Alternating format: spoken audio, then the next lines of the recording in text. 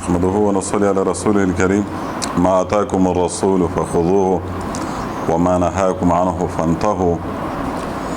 اصل کې دین هغه دین مقبول دی چې محمد عربي روړی دی. صحابه کرام رضوان الله علیهم اجمعین یې تشریحات کړي دي، هغې تشریح کړي دو په کومه طریقه یې موږ ته رسولی دی. په ډېر افسوس په یوه نیمه خبره میږه لیکې پړې جاهلي بازې میږه نه لیکې پړې باوجود ها جهالت کیږي. مناظرہ مباحثه دا د دعوت یو قسم دی. دعوت یو مطلب شک دی، یو جز یې دی. علامه یوسف بنوری رحمت الله علیه دغې باندې ډېر تفصیلي تحقیق لیکلی دی، ډېر بحث یې کړی دی چې مباحثه مناظره د اصول څه دي، شرایط یې څه دي، دغې د افراد د پوره اهل کېدل څوک دي. امت موږ ډېر زیات تقسیم کوم، په دیني لاره کښې هم تقسیم کوم. خدا د علم په بنیاد نه دی تقسیم کړی، موږ د انانیت په بنیاد دی، د خپل علمي ثقت د منلې په بنیاد دی، د خپل موقف د اثبات په بنیاد دی. که د دین په بنیاد یو درد و یو احساس وای شاید میږه دمره تفرقي، دمره ډالې، دمره فرقي نه وای راوستې. دا مناظرې چې زه کله کس ها سړي ته ډېر افسوس ویر شي.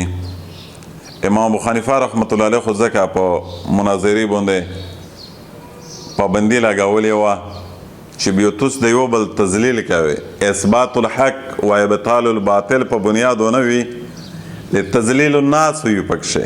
حالانکه انسانیت تذلیل قطعا ناروا دی، ناجایز دی. څوک په دا دنیا کښې کافر وي، څوک مشرک وي، څوک یهودي وي، څوک منافق وي، څوک فاسق وي، څوک فاجر وي، څوک د خدای پاک ښه مخلوق وي، نو دغې ټولې ته دعوت یو انداز بیا قرآن وشوی دی. ادعو الی سبیل ربک بالحکمة والموعظة الحسنه. پیغمبره چې خلک کله دین ته روالی ها په خواږه، په پیار، په محبت، په حکمت او ډېر په سنجیدګي او ډېر د تدابیرې عشي تدابیرې په بنیاد یې روله. ډېر غټ کافر او مسلمان کړل صحابه، ټول خو یې په تیره نه دي مسلمان کړي. کافر خو در کنار، مسلمان هم مسلمان لاره چې کله دا مناظرې وویني سړی زړی ډېر تور شي. کولنګی ملو دی، هغه مطلب پلونکی ملو دی، دا ملو دی، دا ملو نه دی، دا عالم نه دی، دا بیخي مفتی نه دی، دا او بس یې ځون سره چا دی احناف مطلب وکالتونه هم لیکلی دی چې دا حنفي دی او دا د احناف وکیل دی. دا یاره دا فکرټرۍ چېرته دي؟ میشته هایي یو سند په چار دی. حقیقت حقیقت وي، ګوره سچ سچ وي. په چار دا دو چې دا امت تقسیم نشي. که یو سړی فاسق وینې، فجیر وینې، ګناهګور یې وینې، غلط یې وینې، بیا په چار ها دا دو چې د هغې اصلاح وشي، اصلاح یې وکړي، هغې سره په شا نوسته وشي، ډیبیټ وشي. هغه ډیبیټ نو انشاءالله ډېرې شي فایدې نتیجې مرتب کېږي. که په دې معاشره کښې موږ دا خلک ته وایي چې یاره ته قاتل یې، ته شرابي یې، ته زاني یې او ته ګناهګور یې او زه د جنت ټیکادور یم، نو دا خو وایي چې یاره بس ټیک تو ودرېمه چې ته جنت ټیکادور یې، زه فاسق یې، زه دلې په جهنم ښه شی، ته دلې په جنت کې شی. آیا دین ته موږ نقصان ورسوو که فایده ورسوو؟ او بیا اختلاف بین العلما چې کوم دی دغې ډېر لوی نقصان وکړه په نه خبرې. دا مروجه چې کومه مناظرې مباحثې هر سړی کو ځنې خلک ډېر جذباتي وي، مباحلات پسې لوټ شي. سړی مناظره خو څه کې زه مباحلات په دې کښې تیار یم. او بیا په چې کوم مقابل فریق وي، که د علما په منځ شي وي، که د سیاسي په منځ شي وي، که د غیر علما په منځ شي وي، خپل موقف د اثبات ته پوره څومره تذلیل کوي، څومره انسلټ یې کوي، څومره یې میش رد باد وینو کوي. او دا په فسق فجر کښې دریمي او داسې خلک عند الله ډېر لوی ماخوذ دی.